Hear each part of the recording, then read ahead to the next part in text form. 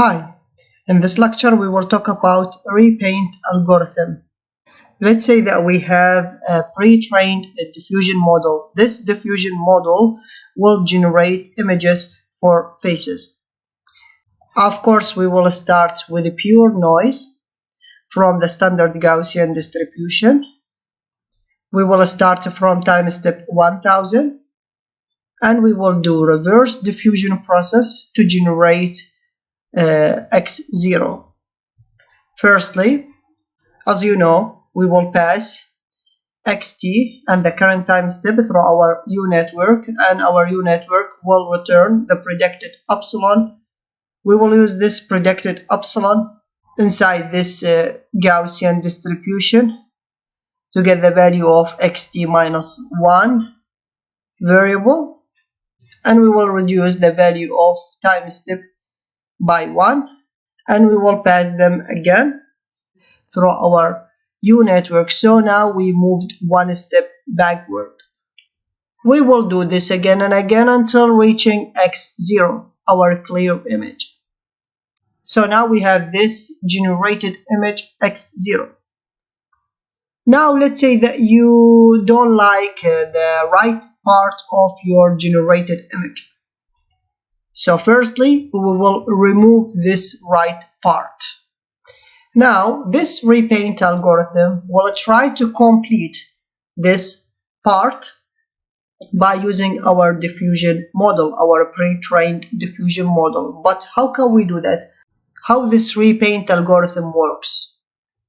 Now we have x0 known, the known region, and x0 unknown, which is the unknown region of our image that we want to complete.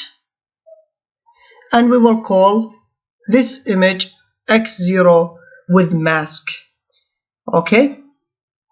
Now we will use this x0 with mask to move to time step t. We will use this Gaussian distribution to do that, and we will use it to get the value of xt variable. Now what we will do, we will pass the value of xt variable through our U-network, and of course we will pass also the current time step. We will get the predicted epsilon, the predicted noise. We will use the predicted noise beta t, alpha bar t, alpha t, xt, and epsilon t to generate a Gaussian distribution that we will use to get the value of xt minus 1 variable. Now we will take just the unknown part from xt minus 1 variable.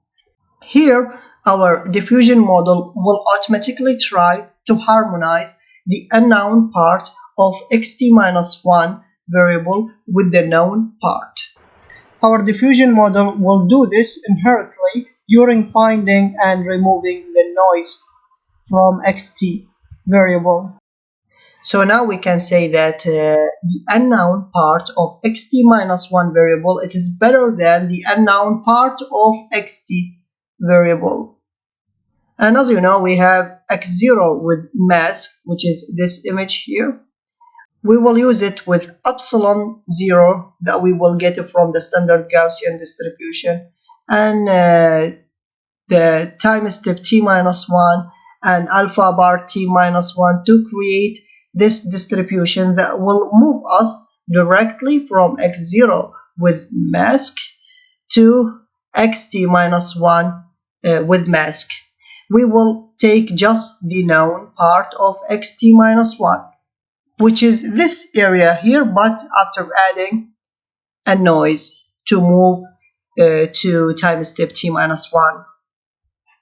And as we said before, we will take just the known part of xt minus 1. But why we didn't took xt minus 1 known from this distribution, from our diffusion model?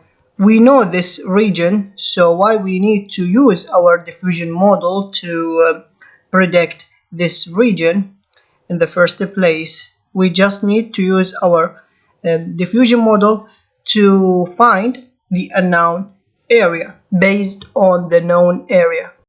we will combine this known part with the unknown part of xt minus 1 that we got from this distribution and based on our U network. And as we said previously, this unknown part that we got based on our U network will be better than the unknown part in the xt minus 1 with mask variable that we will get from this distribution. As you know, the unknown part of xt minus 1 with mask variable, it is just a noise. But on the other side, this xt minus 1 unknown that we got from this distribution and by using our diffusion model, it is better because our diffusion model will try to harmonize this region with the known region that we have in xt variable. So now this xt minus 1 unknown that we got from this distribution and based on our diffusion model, it is better than xt minus 1 unknown that we got from this distribution, and it is better than the unknown region inside xt variable. We will combine them together to get the value of xt minus 1 variable. But here in this xt minus 1 variable, the unknown part, it is better. It is more harmonized with the known region. Here we will check if we did n number of harmonization steps or not. Let's say that the number of harmonization steps equal to 10. So now we didn't complete 10 number of harmonization steps. So we will move here and we will create this distribution based on the value of xt minus 1 variable, beta t minus 1, epsilon t minus 1 that we will get from the standard Gaussian distribution. This distribution, we will use it to move from xt minus 1 to xt. Now this xt, it is better than the previous xt because here the unknown region is more harmonized with the known region, like what we said previously. We will pass this xt through our U network, and here we will not change the time step that we are in right now. We will stay on the same time step until finishing 10 number of harmonization steps. So we will pass the same time step again. Through our U network, we will compute the predicted epsilon. We will generate the distribution that we will use to get the value of xt minus 1 variable. We will take just the unknown part of xt minus 1 variable, which is better than the previous xt minus 1 unknown part, because it is now more harmonized because we did 2 harmonization steps now. And we will do the same thing. We will use x0 with mask and epsilon 0 and t minus 1 and alpha bar t minus 1 to generate this distribution that we will use to move from x0 to xt minus 1. We will take just the known part of xt minus 1, okay, and we will combine the known part with the unknown part here, and here we will check if we finished 10 harmonization steps or not. Let's say that the number of harmonization steps is 2.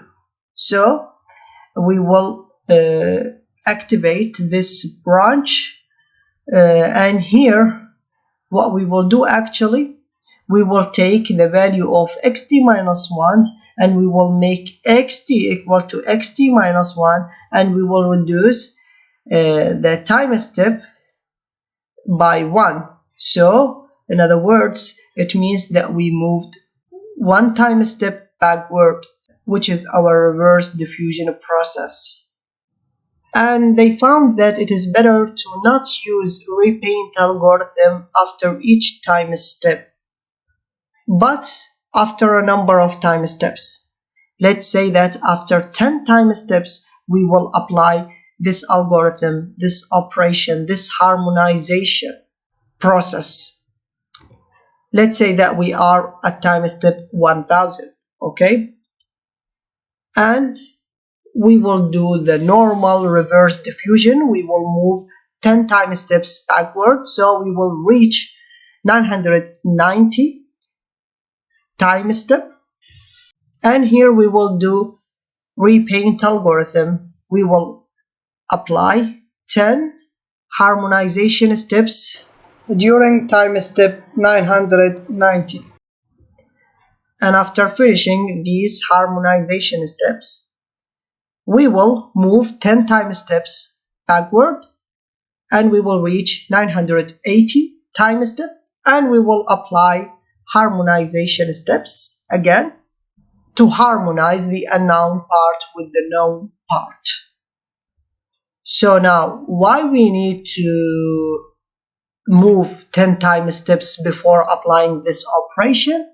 Because that they found that by doing this, we will make sure that the semantic information in our unknown part will match the semantic information in our known part in our x0 variable after moving 10,000 time steps backward.